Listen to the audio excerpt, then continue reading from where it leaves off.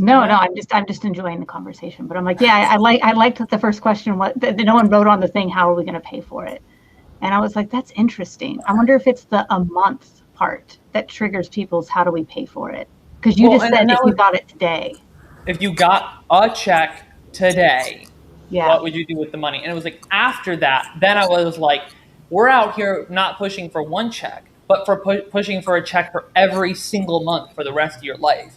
Now, what would that do? And you just watch their eyes go wide, like, oh my God, it transformed my life in so many positive ways. Again, because they're thinking about themselves now. They're not thinking about other people. And that's the key.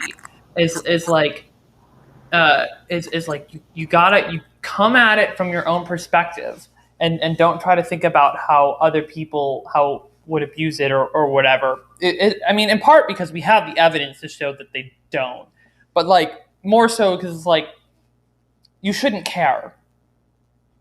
You should right like if this is going to benefit you, and like then you should probably be for it, right? Especially if it's not going to harm anyone else, which it won't, because you're just giving people money.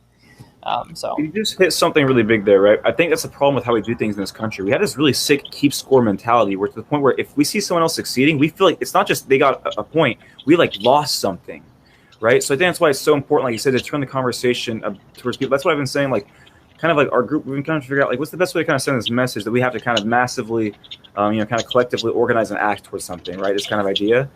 And the reality is you probably can't utilize a positive we have to work together and think about other people message, because to your point, we have to find a way to make people think about themselves kind of, right? In a productive way, not a negative way, because people are more concerned with themselves ultimately, right or wrong, because we live in a hyper individualistic society, late stage capitalistic society, which creates these conditions, and you have to kind of be able to maneuver past the roadblocks. And I think that's a really good way of maneuvering past the roadblock.